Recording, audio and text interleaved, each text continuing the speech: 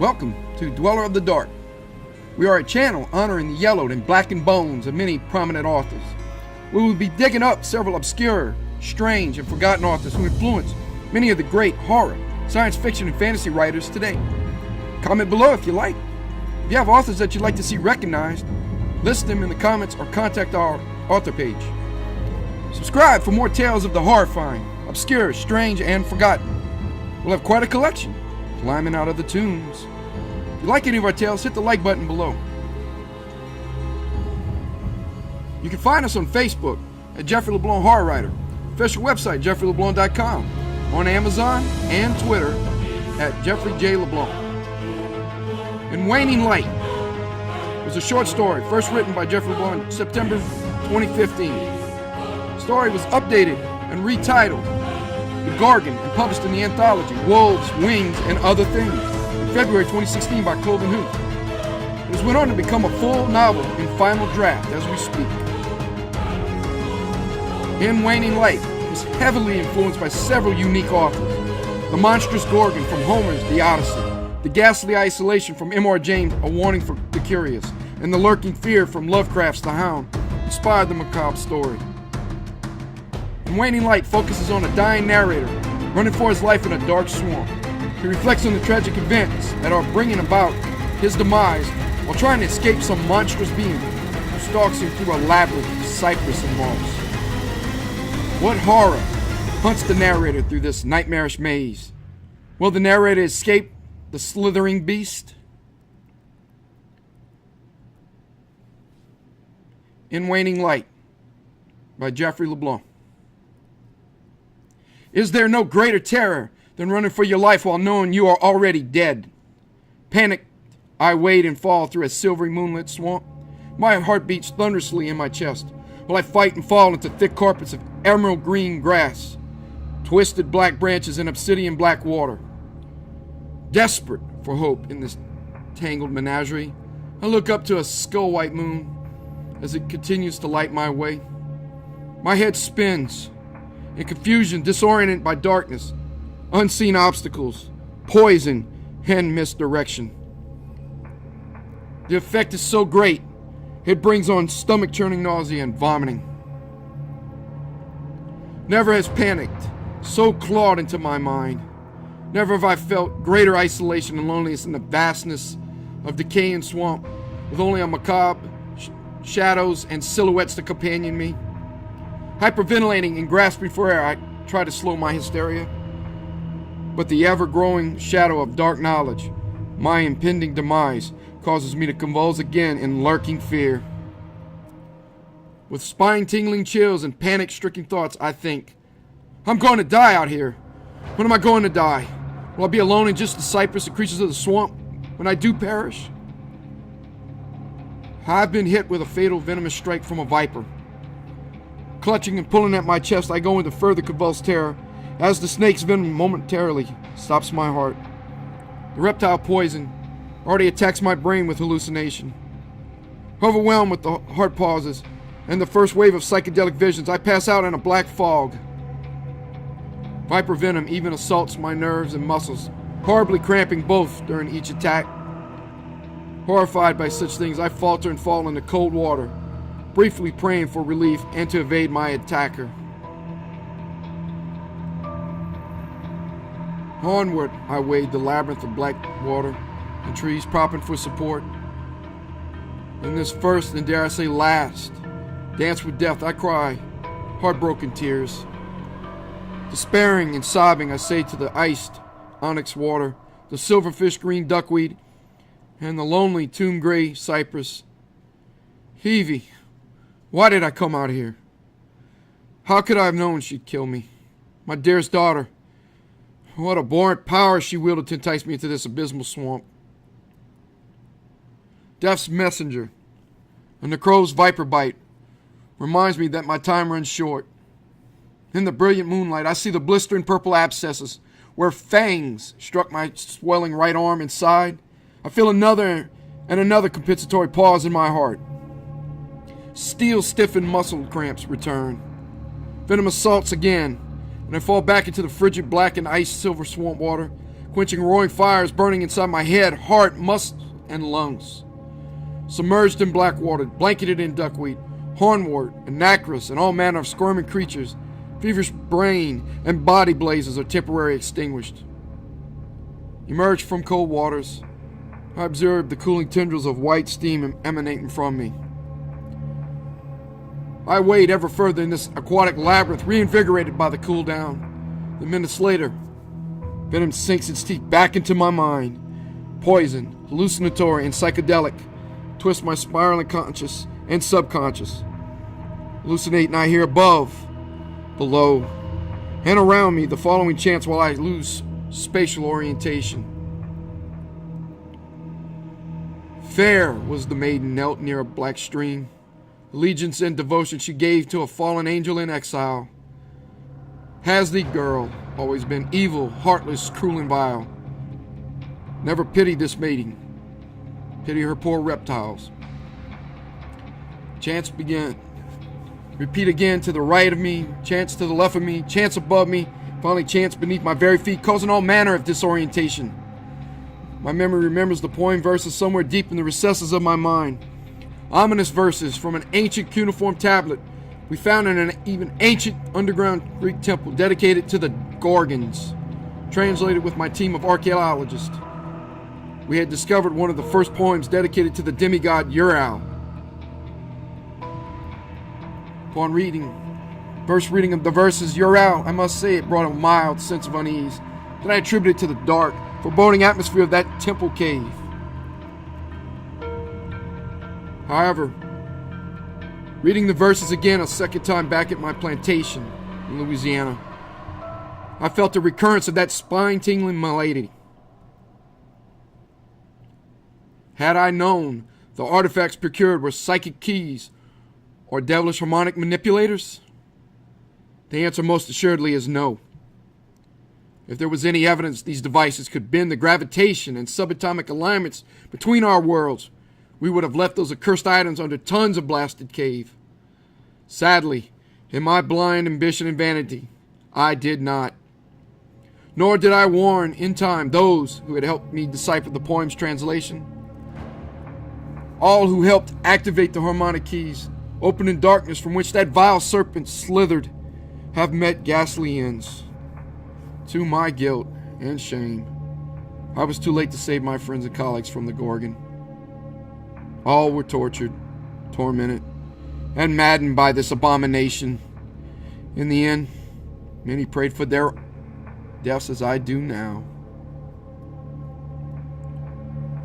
I want my words to reverberate and be clear that this serpent, this abomination, this horrifying Gorgon did not kill me in the end. It was my unquestioning blind love for Ural that has killed me. Though I forgive her now, even now for my murder. For as we know, the reptile has no capacity to understand the nature of a warm heart. A Gorgon is not intoxicated with the euphoria brought on by attraction, desire, or love. Cold, analytic detachment is the blood in its veins, and ice is its demeanor when circling warm-blooded prey. The immortal reptile, by its nature, is most certainly immoral. For what is morality?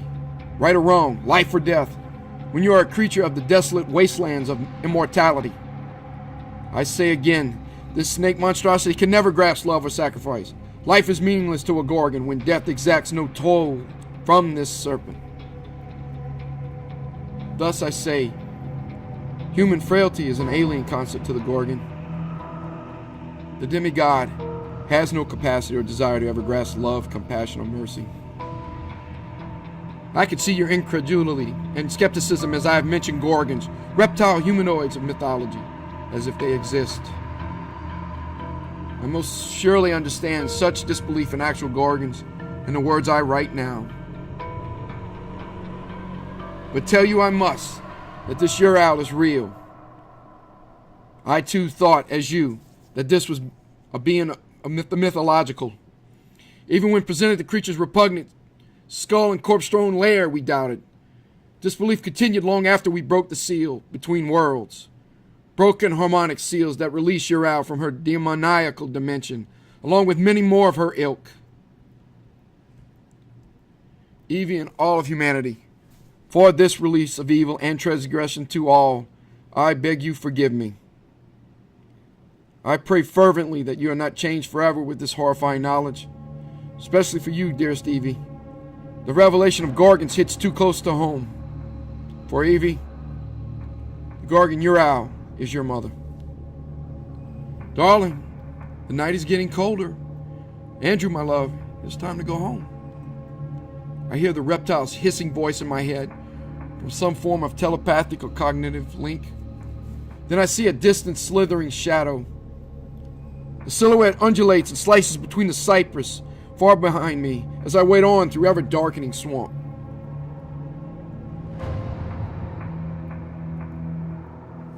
The stars of Polaris, great Cassiopeia, and Ural's sister, Medusa, shine brilliantly above, urging me on to find sanctuary. In that delusional, cosmic glance of Polaris, I remember fondly the poem by Lovecraft as I wade on in starlit splendor. Oh, how wondrous and soothing these great lights are in an endless cosmic eternity. These stars push back temporarily the isolation and loneliness. I feel their glowing companionship on my journey, with heavenly prisms of white, yellow, and sky blue. By their lights, I wade silently between shimmering aquatic plants of Azola, Hornworth, and Anacris. On through this cosmic lit universe, I traverse mud and vegetation with my celestial family. Terror has torn me again. Ural has gained distance to capture me. Maniacal in my thoughts, I think, I can drown myself beneath the marsh grass. I'll bury myself in the swamp rather than be her victim. I won't be Ural's victim. Evie, and whoever will read my words, I have little time left before I pass away, or worse. Research and read all the literature on the nefarious Gorgons. Most of the Greek mythology is accurate about the Gorgons. This is an ancient race, either evolved or cursed. Created amalgamations of human, reptile, or some other hybrids. Review the weaknesses of the three Gorgons, Theno, Ural, and Medusa in literature. But don't be fooled, their race ends with them. I'm quite certain a population exists that may have come forward when my team and I opened that diabolical abyss, letting them slither free. And if I've taught you anything about Gorgons, never watch their stone-inducing gaze and stay clear of the hair of poisonous snakes. Grain-like duckweed pours into my mouth with all manner of squirming black bugs, choking my throat and clogging my nose. Pulling out from underneath the sulphurous rotting water, I gag and stagger next to a nearby cypress tree. Retching up black water, I sneeze a leech out of my nose. Strands of slime and snot pour from my mouth and my nose. I note more glistening black leeches that stick to my hands and legs. I tear them off, watching their slime and blood ooze on nearby flora. My last fall with the phantom glow is seen by predatory viper eyes. Andrew, is that you, love? The voice is more of a hypnotic hiss than words. Andrew, what a misunderstanding. If you can't talk to your wife, who can you talk to? Come on now. I'd never hurt you or Evie.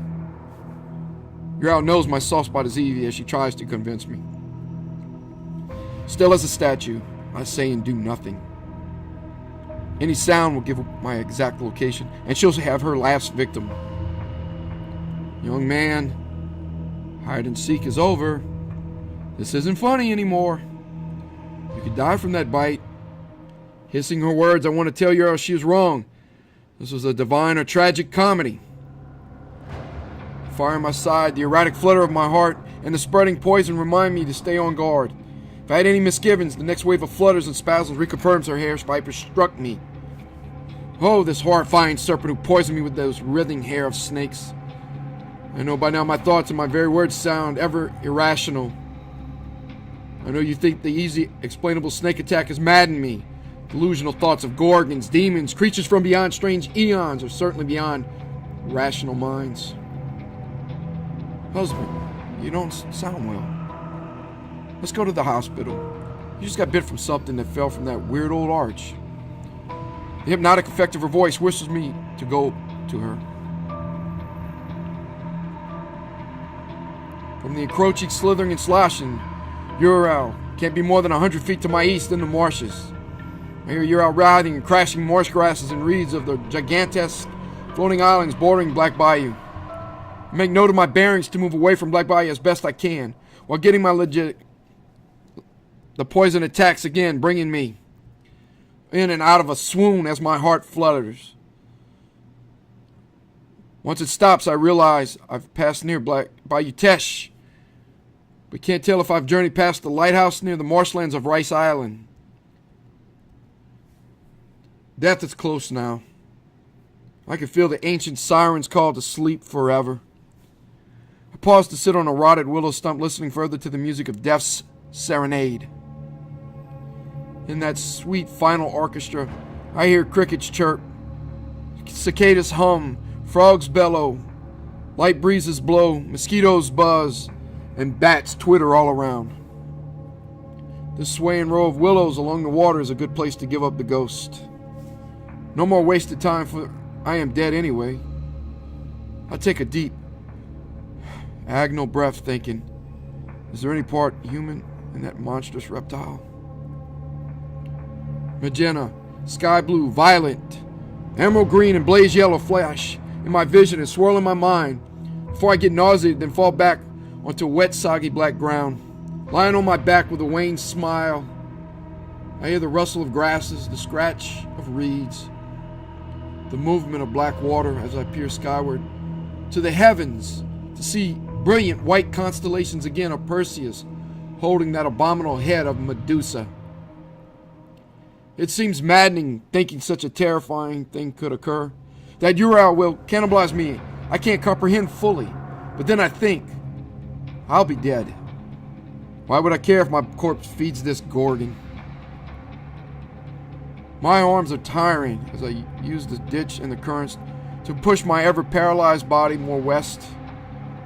Both my arms are cramping, and I had the first heavy seizure while drifting on green, silver, and black currents.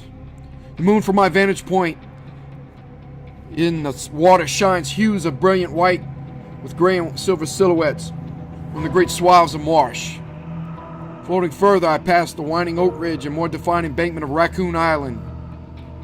Glancing on, I know ghostly moss hanging from a collapsed hotel column on the haunted last island. Finally, I reach out with ever-numbing hands and grab a tan cypress stump. The rotted log is attached to part of a levee adjacent to a canal. I decide this is a better place to pass. Waiting for the last wave to end, I stare to the night sky and hope. I view the infinite constellations with the brave Perseus and Cassiopeia as my guides. Starlight ripples and swirls in the obsidian and silver water around the stump. During my wondrous gaze, I hear the breeze and scurry of things above in moss blankets, shrouding gigantesque cypress branches. Onward I sway and stare, feeling a little cooler with the wax and wane of fever. These wondrous stars build my resolve, still my strength ever slightly, that I slowly pitch and slide to the next bank. Guided by the heavenly lights, I peer out in the vast, foreboding darkness, hidden by the decaying tree. Reckoning by the absence of her serpent voice and her slithers, I put miles behind me and this serpent queen by now. Why haven't I died yet? Why do I go on? Why keep journeying and invading Ural? I move again for some reason, drifting further and farther on a floating log that guides me into a tranquil tributary toward an island of dreadful distinction. As I drag my feverish, cramping body out of the mud and the muck, I survey and realize why the locals call this place Skull Island. Aged bones covered in vines, mosses, and mounds of dirt and leaves cover and created this island. Dragging my body further to explore the place, I cut my hands on crushed bones and skull fragments. Crimson and red blood pours over the piles as I crawl and waddle ever so slowly. Onward in agony, I arduously continue, battling the bones and landscape. I stumble into a moonlight clearing that absolutely causes me to pause in surprise. Cold silver and tomb gray forest of lifelike human and animal statues greet me. My first observations noted the physical positions of the creatures contorted in all manner of lifelike poses. Birds, reptiles, insects, mammals of stone were positioned in the trees, waters, and even on the ground in statuesque numbers I'd never seen. In awe, I saw the detailed skin textures, fine follicles of hair, and even damp perspiration oozing from the statues.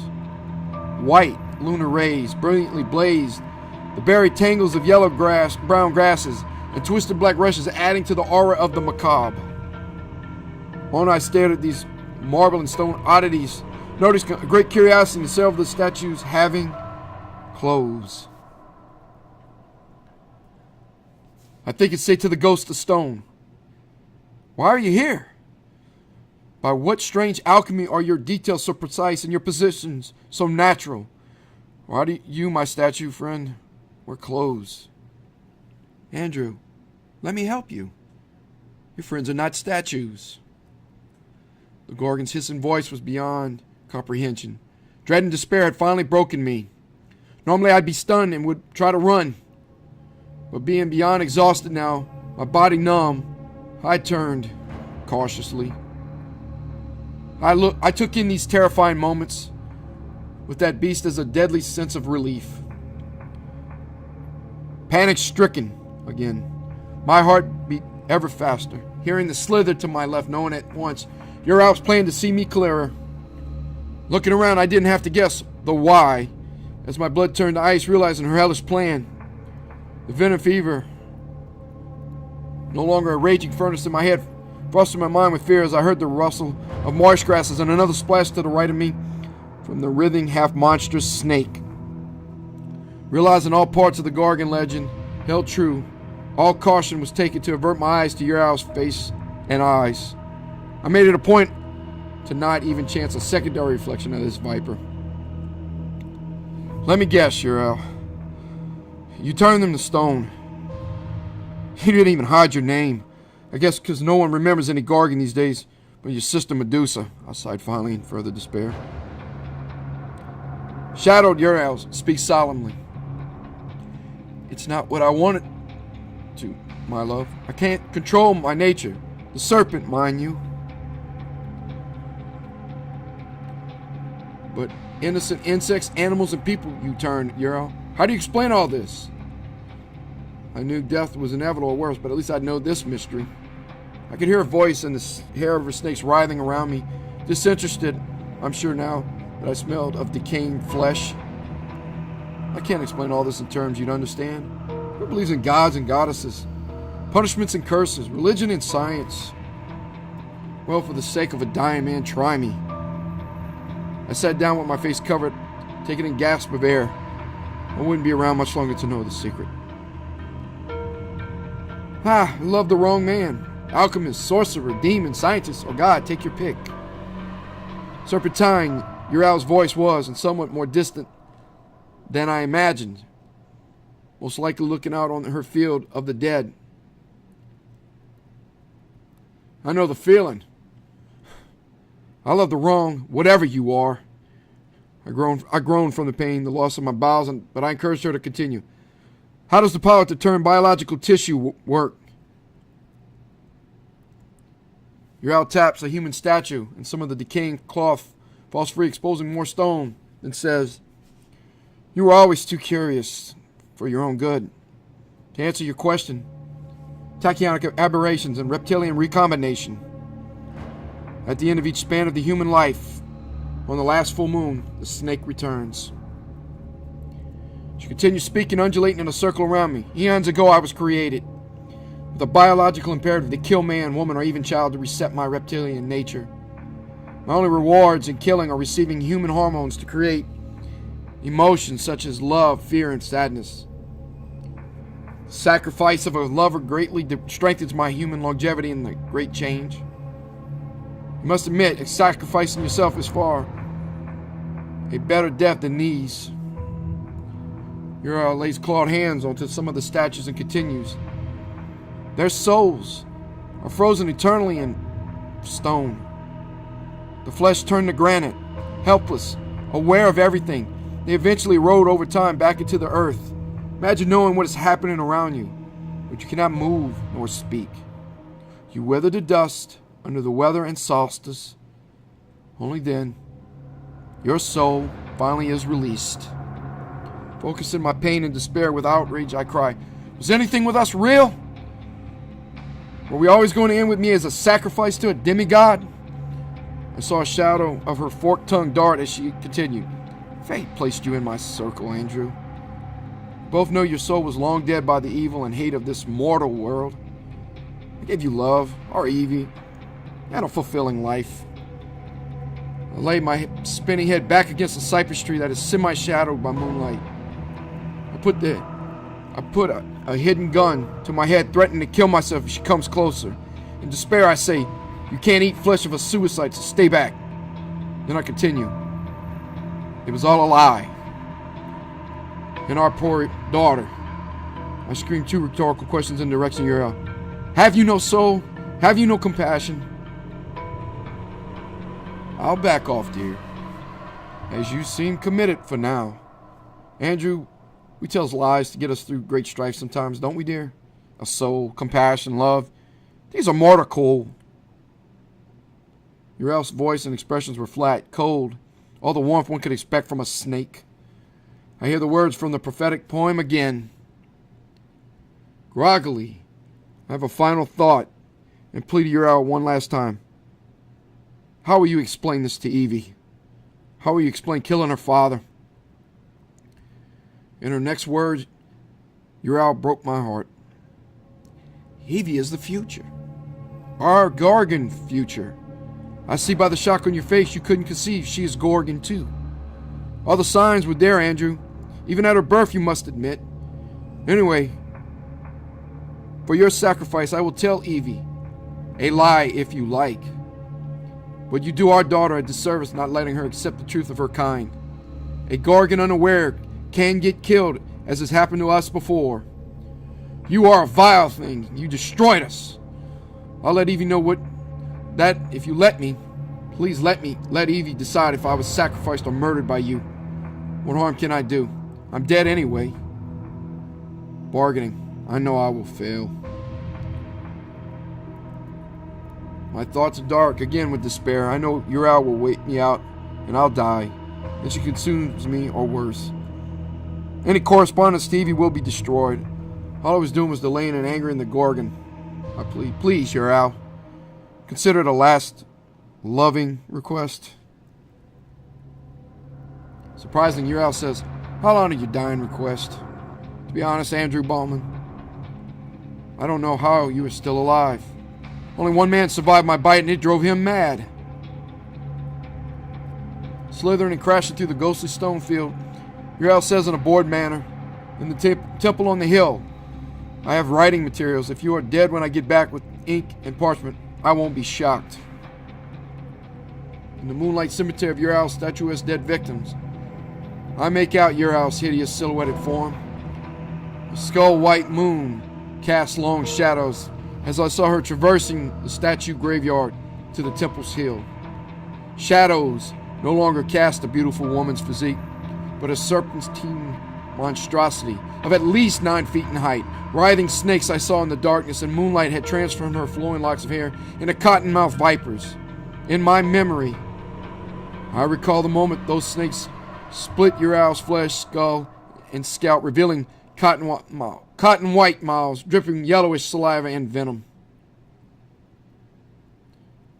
The transformation earlier tonight, before she gained her powerful stone-changing gaze, was terrifying. Uriel's human eyes morphed in the same tint and texture as the writhing snake hair. I witnessed with tears and terror Uriel's once lustrous raven-black scalp split with coal and onyx serpent eyes of polished silver, mirror black, and gray sparkle in correlation with the lunar sky and stars in the cosmos. How I remember the horrific memory when moonbeams illuminated the moving snake hair with a hideous orange glow. In sheer panic-stricken fear, I continue to remember as Uriel's body cracked, contorted back, and twisted grotesquely.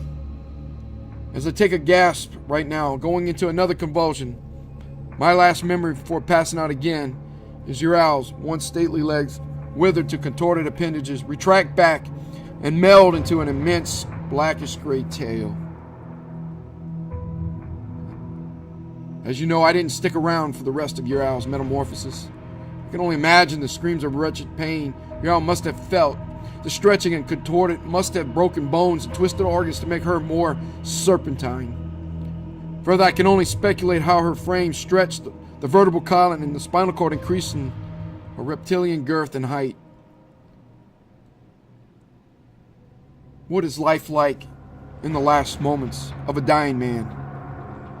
Life in those last waning moments stood still. As the blood flowed to my stopping heart, I looked up in peaceful preparation at millions of beautiful neon yellow, sapphire, azure, and verdant stars twinkling away. I smelled my last fragrance of cypress, tupelo, and the fecund decay of swamp while continuing to enjoy the crispy wintry night. I heard chilling winds move leaves, branches, and twisted old trees, causing low moans and creaks. On I listened with delight the many animals in neighboring swamps such as nutria, owls, and muskrat, as they cried out in the silence and made territorial splashes. As I nodded on the precipice of certain death, one unafraid muskrat swam right next to me, giving me a final start.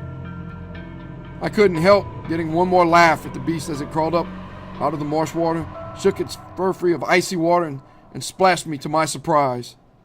I laughed a second pain laugh then, but a rewarding one. It took a little longer than expected. I bark out words between the blood and green bile-clotted cough. Your owl sits in the shadows, fully aware to keep me out of her stone-inducing gaze. From what I'm gathered, I'm to be eaten when I'm dead. She's making certain of not changing me. Yes, I'm not used to my dinner making requests. Again, no emotion, icily cold and non-human, as the woman had always been even before this transformation. Your time runs short, Andrew. I dictated the words to the Gorgon that you read now. My precious, and whom I love with all my heart, Evie, if you are reading this, let her, my dearest daughter, that I most certainly have passed on from my injuries. My darling, your father made a terrible miscalculation, and I paid the highest price for my blunder. At your mother's request, I was asked not to spare you what actually has happened to me. Evie, I've been poisoned by a snake bite inflicted by your mother. With all my heart, I wish the love of my life, your mother, had not murdered me. Please forgive her for this act. Mother will explain in great detail why I was killed and the nature of the illness that caused her to take my life. I know there will be sadness and great loss with my passing. But be comforted knowing, Evie, I go to my death blessed I was loved by you and your mother. Evie, as I stated, your mother has an illness that may have an ancient cure. Research everything you can to help your mother and yourself. I pray deeply in these last moments that by some miracle your owl's disease has not passed to you, and you will have a loving and happy life. My sincerest regret is that I will not be there with you to see and experience. But if there's a heaven, with this magical deadly beast, there must be one. I'll be smiling down on you. Now, my dearest Evie, in death I will have the sweetest dreams that no mere mortal dared to dream before. Forever know you are the one great thing in my marriage, your mother. Love eternally, Dad. The great Gorgon had tired of the dictation from her husband, Andrew Bowen. When Andrew Bowman's head slumped after his last gasp, your owl smiled with gleeful anticipation. There was a grumble in the undulating viper's woman's stomach. Your owl unhinged her massive jaws with a ratcheting crunch and click sound. The mouth and throat expanded and opened as a great green anaconda or a python's does to devour. Sheets of long, slow saliva streams fell from her unhinged jaws. Droplets poured onto the back, neck, and head of Andrew Bowen as his heart took the last quivering beat. Rancid, stomach-churning reptile breath warmed the freezing corpse of Andrew as it closed to devour the decaying man. Hours went by as Andrew Bowen's body was crushed and absorbed under the weight of Ural's powerful muscles and digestive enzymes till nothing of the man remained. With Andrew digested, the Gorgon slept in a gelatinous cocoon of flesh. Hours passed before great slabs of reptile flesh and scales making up the cocoon fell away in slabs. The great gray and great black and gray tail withered and fell away in the late afternoon sun. The great moccasins of hair retracted back into Ural's skull. Ural the human swam and climbed out of the cocoon of crimson, red blood and black slime, covered in sludge that had been the venomous reptile form. Ural made attempts to stand only to fall several times. She stood, then staggered, then fell back to her knees dizzy. Ural tried to remember what had happened, but her mind was chaotic and images flashed in and out as a continuous multicolored strobe. Wiping sheets of slime from her eyes, one image caught her notice. The object brought some of her memory back. Ural saw a parchment letter written in her hand. The parchment was secured underneath a stone cardinal next to an old red and gray cypress. Ural remembered the love of her life, lying lifeless next to that tree. She remembered the sound of cracking bones, felt the splash of warm blood, and smelled Andrew Bowen's decomposition as she had devoured him. Ural screamed.